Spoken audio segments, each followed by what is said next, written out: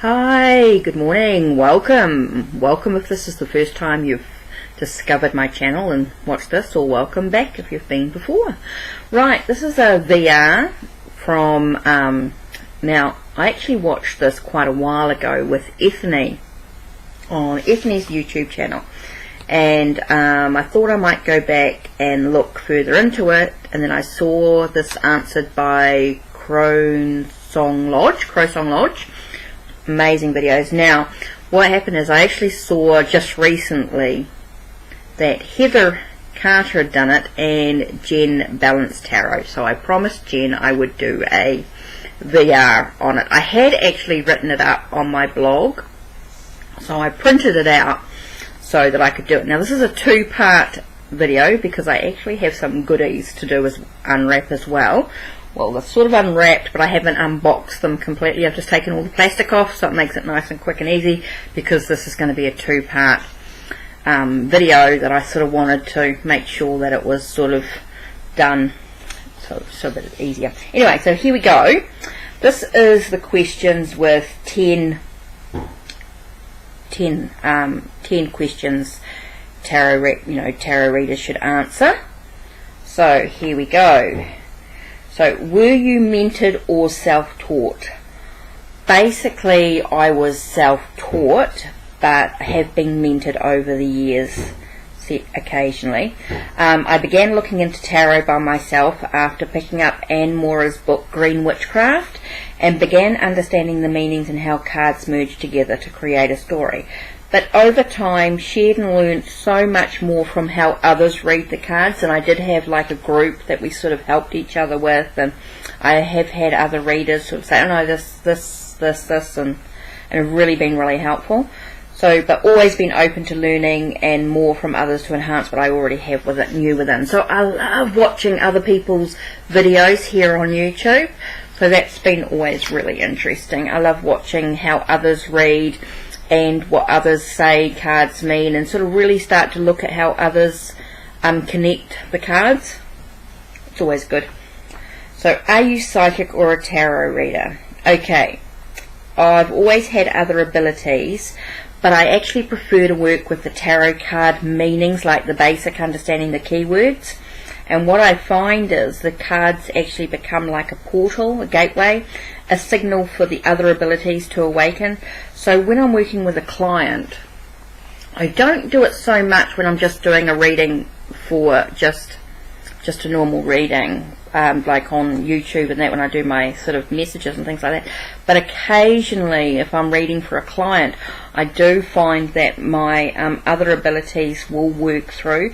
Like one time I was doing a reading for a client, and the mediumship came through. Sometimes I'll pick up extra clairvoyance, clairsentience and clairaudience stuff as well, so I may actually hear a message or see a message, or even feel the message inside internally, like I might get someone's illness or something like that. Now that's not actually in the cards or anything like that. Or sometimes when I'm even doing a reading, one day I lay the cards out and I didn't even turn them over, and I did the reading, and then I just remembered, oh my god, tarot, so I turned the cards over and I'd already said everything that was within the cards. So occasionally it will come through, I'm not saying all the time, but I mainly do work with the cards. I've really learnt to and I find also my clairvoyance my abilities don't actually kick in unless I turn the dimmer switch up. I learnt with a couple of the groups that I've done, because I did a few angel intuitive groups here in New Zealand, actually learnt to use this like a dimmer switch, so I can actually dimmer it down, so I'm not always open completely, which is quite good in some ways. Are your predictions accurate, and is accuracy important to you? Okay, I've had feedback that things I've said have happened at some point, because I do, when I do my tarot readings, I do find I look at what may happen, and of course if some of the other abilities come through, there are things that may happen depending on choices made. but they're usually warnings for the client to sort of make some changes or give them information about what could happen depending on the decisions made. So they're able to change the situation because of what I've said in the reading. I'm not worried too much about what will happen, even if I say, even if I say to a client, look, this may happen, I'm actually hoping that things may not happen in that way because of such and such. But I have had clients come back to me a year or two later and go, oh, you know that reading you did for me? And I'm like, no, but yeah, what? You know, because I don't remember the readings that I've done, especially with working in the environment that I was working in. You know, I'd be doing 10, 20 readings a day, 30 readings, you know, with some of the expos and things like that. You know, you start doing 10 readings or so a day. It can be quite filling, so I wouldn't have a clue. I'm not too worried about what will happen even if I say it in a reading. Normally I say to a client, forewarned is forearmed, meaning by what I've said they can change the outcome, totally up to the choices made. I always explain that what I say may happen, may not come into fruition if they change the course of action by the choices made in that moment, meaning my description is one possible path they could travel. You've got to remember that the future is never actually set in concrete, especially if people make different choices, and people have free will to do that, and I always explain that in a reading. Is there anything you can't predict in a reading? Okay, basically that says that's a rather strange question, because really it comes down to what questions I will not answer with the cards.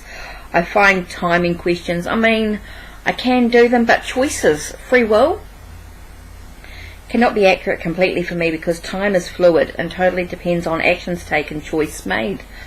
The other thing I can't predict are lotto numbers and things that relate to death. I mean, I'm not showing when someone will pass, but maybe showing if they're ill, and there may be a passing at some stage. But I won't say, you know, it's about being diplomatic. I mean, being wary of, you might be showing something, but it could be symbolic, so you have to be careful about whether it's something is symbolic or literal. So I think that's another thing. And pregnancy is another one I find difficult because I believe it may relate to health issues that cannot be diagnosed effectively by tarot, but it has to be done by a professional. You have to go to a specialist or a doctor. A lot of people go, oh, when will I be pregnant? Well, that's going to depend on a lot of circumstances. I think it's really important. You know, will I get pregnant? Well, I think you better go to a fertility specialist and get it really looked at. You know, because there could be something going on with either you or your partner, you don't know. And a lot of times the people aren't even in a relationship and they ask those questions. It's like, are you in a relationship? Legal issues and finance stock investments I will not advise upon as well. I mean, legal issues can be a bit tricky because there's so many different factors in the environment. So, do you use tarot? Are you multidisciplinary? Okay, I've sort of was mainly working with tarot, but I'm finding I'm starting to work with a lot more different disciplinaries, like other cartomancy, oracle, Lenormand, Sibylla, Kipper, Baleen, playing cards, and runes. And I've also want to get into Lateria cards. So yeah, definitely runes, crystals, also for divination. So I think there's also many different types of cartomancy and other tools and things. In the past I have done psychometry and things like that, scrying and all that sort of stuff, as in learning and developing my own abilities. So I think I've multidisciplinary. Include healing, can be energy healing as well, modalities that can be customized for a client when necessary. There's a time where healing may be needed as a client can be open to receive a healing then with clarity. So for me, it's whatever I need at that moment for the client, really. Also too, I've done a massage for a client or a healing and have picked up stuff for a reading, you know, with my clairvoyance and stuff like that. So other things I'll pick up, I'll be massaging and I'll be suddenly getting, okay. I mean, I've done a massage for a client who was very short. It was a massage for a client, and he was just a short stay. He was actually from Canada, and I got this little girl running around, and I was like, this is a bit strange. I'm in the middle of a massage, and this little girl's running around. But I got it really clear not to talk about the little girl because it was a little girl that had passed over, and he was here on a holiday to deal with their own stuff and actually didn't need a reading at that time. It was just the little girl was around him and I just happened to pick up on it, but it wasn't important for me to talk about. So I thought that was quite interesting at times, that other things do come through at times for clients, but only when needed, or sometimes just for me to know. I don't necessarily have to repeat it. It's all about finding out, do I need to say this? And then I've learnt, because I remember when I was learning, and you sort of just say what you get, you first sort of think, oh, and then you're like, oh shoot, I shouldn't have said that, or, so there are times when I can sort of say, no, I don't need to talk about that. So it's quite interesting, really. Anyway, it's me going on a tangent. Is the message in the cards or in the head? Generally, reading the cards share a message because of the imagery. I think the message is in the cards, but then suddenly more information will come from within. So I think, like, the cards are a tool and they do share the messages, but what happens is we then get that information inside and other things start happening from our own personal experiences and things like that. So I think it comes through from within intuition, my higher self, and then suddenly for me I can hear a clear voice with words that seem important to the client, and sometimes the messages does not come from the cards or from my head, but actually outside of myself. I think sometimes, when you're working with clairvoyance or mediumship or other aspects, sometimes the voices are not within, or the visions, sometimes I can see on the outside of me, if you know what I mean. It's not actually within me. My guide, or especially mediumship, and those that have passed, may share a message. I remember reading a deck of cards once, and I actually literally see this hand from a little girl pull a card out and shove it, and actually flew it across the table, and I was like, whoa, what was that? And I turned and looked, and it was a little girl that had passed, and I looked at the card, and it was called Flying Horse.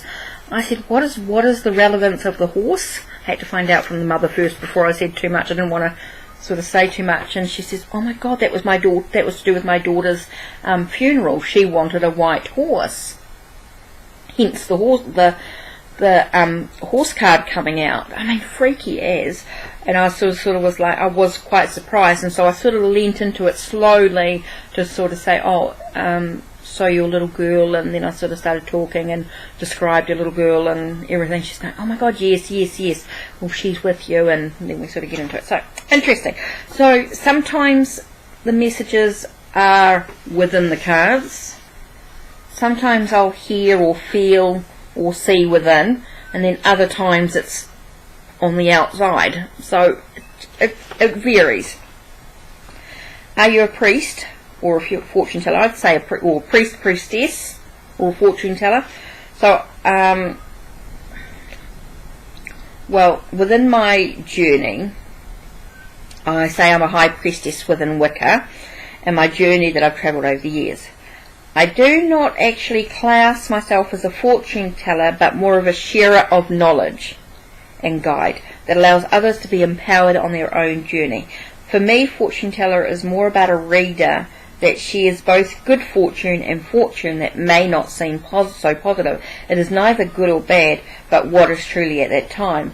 I want to include not just the fortune of those moments, but also guidance how to move through those aspects. Does that make sense? Are you a fixer or a looker?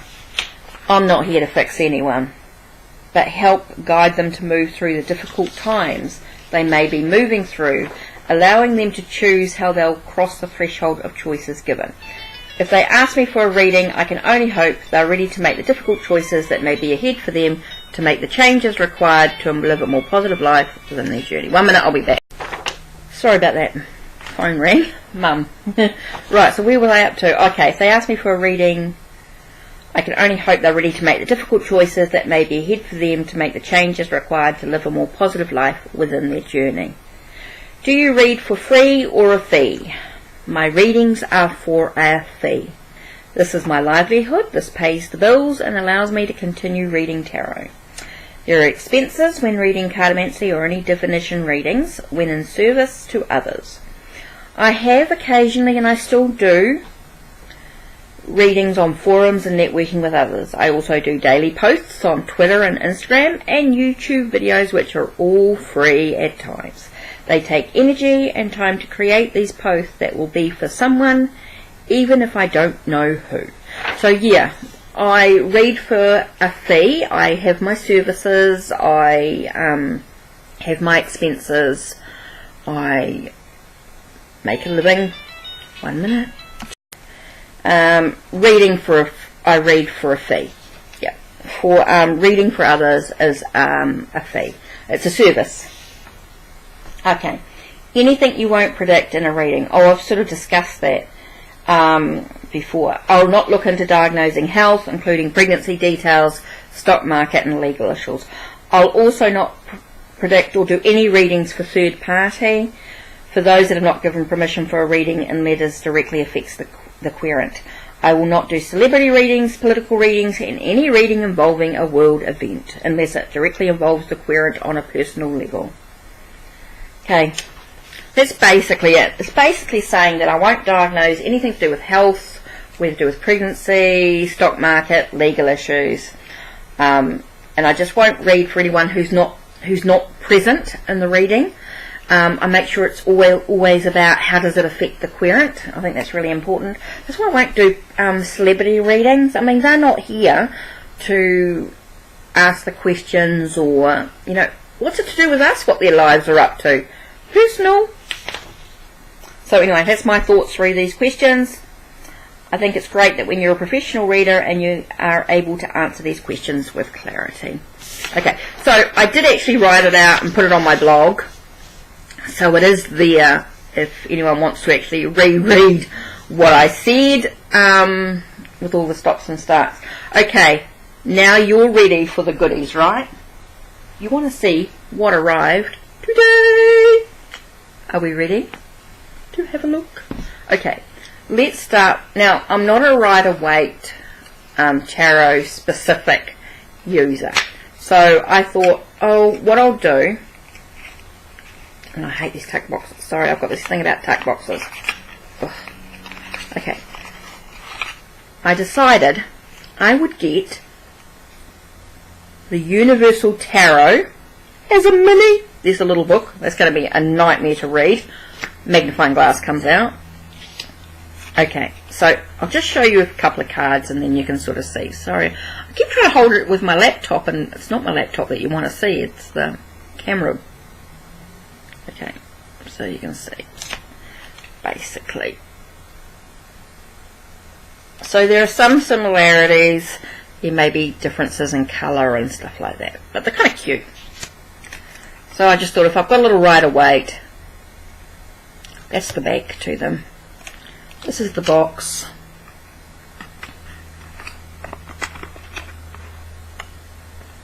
So I'll do a proper walkthrough if you like, because they're quite a bit different than the Rider-Waite Smith decks and the Pamela decks and all that sort of stuff. So there's that I got. Okay, I also got Sibylla cards, the gypsy ones. Okay, so this is this one, the Sibylla della Zingara. Oh god, I've done it again, haven't I? This one's here. Or Sibylle de la Bohémienne in French. Sibylle de la Bohémienne. But that was the Bohemian. Okay, that's interesting. Oracola de la Gitana. Gypsy Oracle cards. Okay. Sorry, I have to go through into all different language. It does come with a little book. Which is cool. I've been doing lots of research on these as well, and I've been working with them a little bit online, but there we go. So I'm looking forward to sort of working with conversation, home.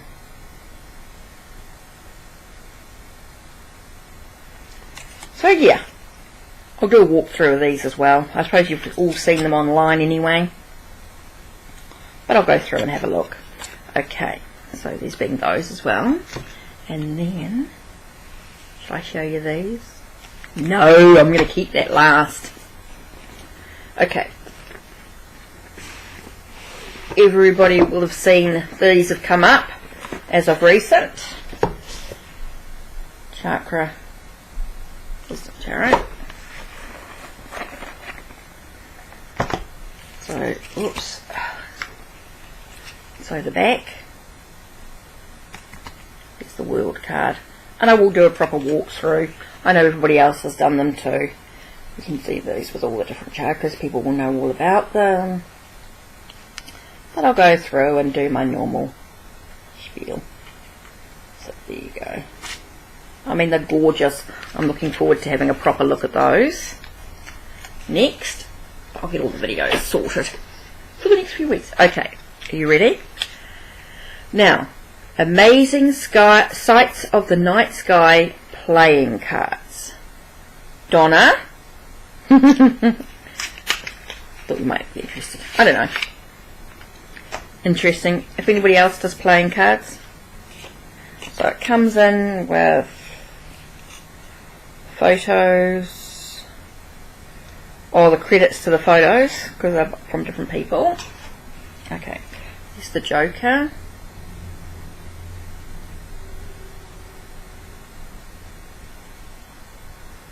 Don't know if you can sort of see. I really want to show you these. I'll do a proper walkthrough because these are amazing. Okay, so we've got the Milky Way.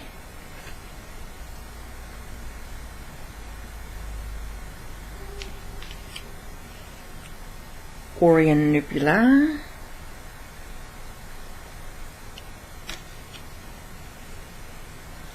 Bloodies. Oh, and they're the backs.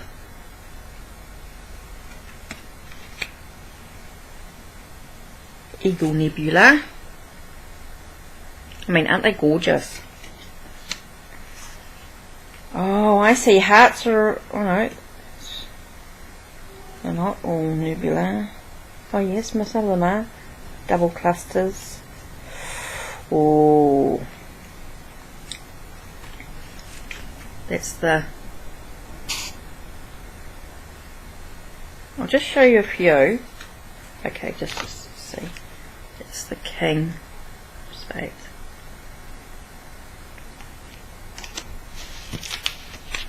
So what was the...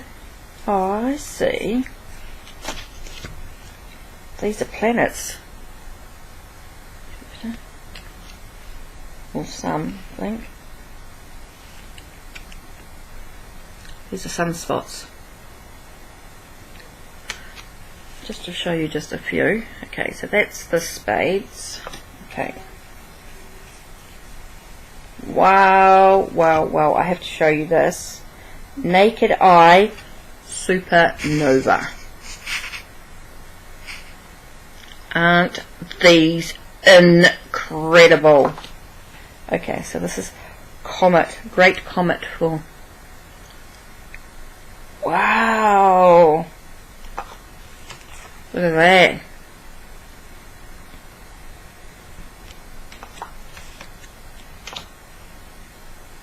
Well, 10 of Clubs is total eclipse of the sun.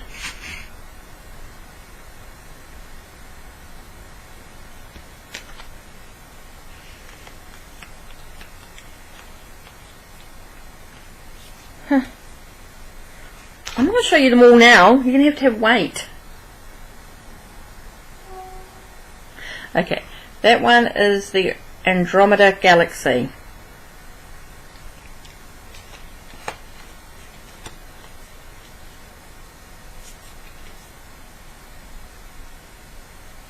Okay, this is Messier 33.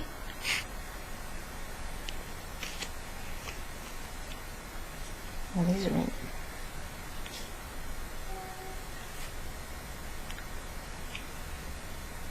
And this is Messier 101, just to give you an idea. Okay, I'm not going to show you them all. I've got to put them back in order now so I can show you later. Okay, so that's what I got today. How exciting. While it's in the middle of Becca's group chat, which was funny as always. So, anyway, That's what I got. How exciting. Where do I start? Okay. So, that's my VR. And 10 questions every tarot reader should answer. And my goodies. Take care and blessed be.